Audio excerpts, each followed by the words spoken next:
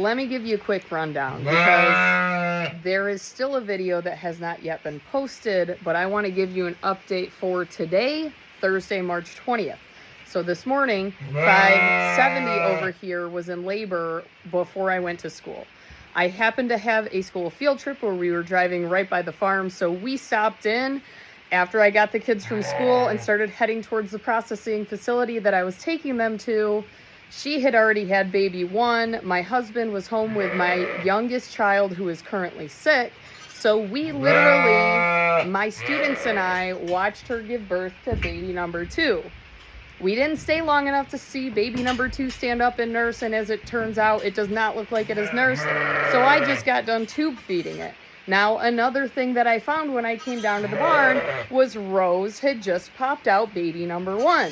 So baby number 1 was this little white one right here that she's licking right now. I just watched her give birth to baby number 2, and currently baby number 3 is working its way out of her. However, baby number 3 is backwards, and typically I would not intervene in this situation. However, given the current circumstance, I think I'm going to ease this along because I don't like breached babies. This is called a breached birth, just like in humans, when the back feet come out first. That's not normal presentation.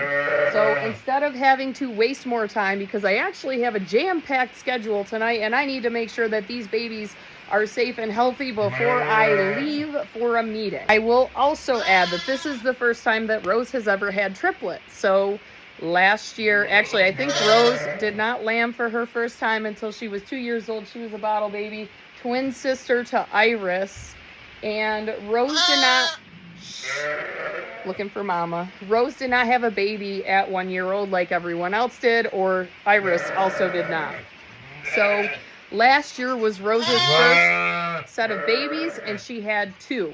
Which was fine. She raised them, whatever. The first time with triplets always makes me a little bit nervous just because I don't know if they are incredibly capable of raising them. I am going to give her a shot at raising them. In the past, there have been times where I just pulled one of them so that they only raise twins.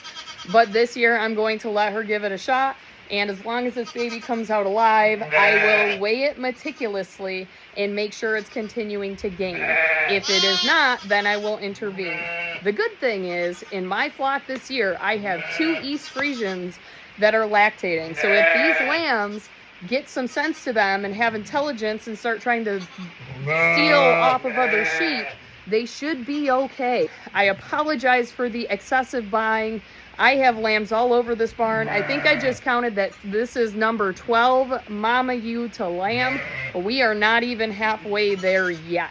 So I'm going to record this really quickly. Over here. Oh, she's just going to push it out on her own apparently. Let's see. Make sure it's healthy. It is. Breathing at least. Here, Mama. Here's baby number 3. Congrats. Come on. It's a girl. Come on. You're a little bit smaller than your brothers. Come on.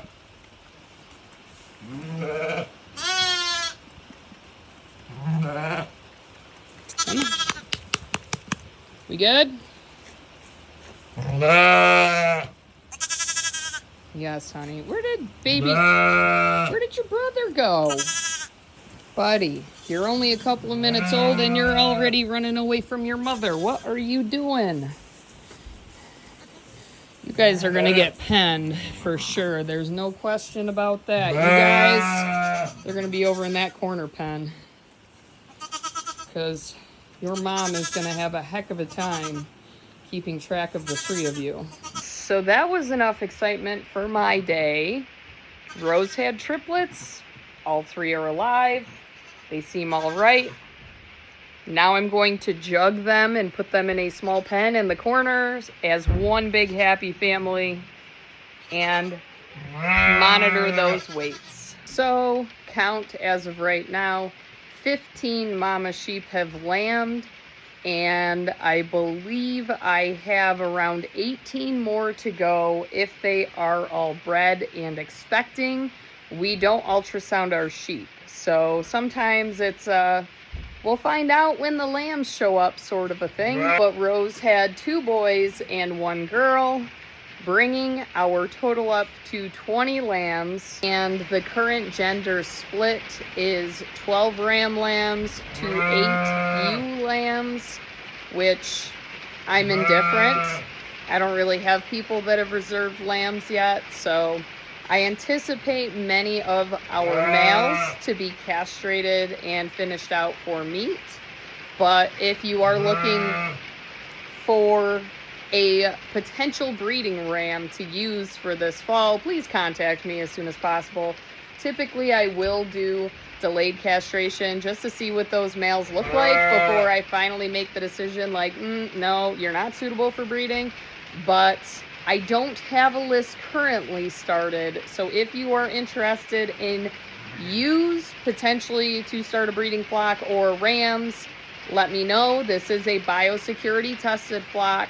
So we completely tested everyone in February of 2024, and we have not added any animals since that time. So they are biosecurity tested clean for OPPCL and Yonis. We have both registered and commercial animals available. Honestly, I feel like my commercial ewes perform better than my registered ones, but that's just me. Papers are not everything.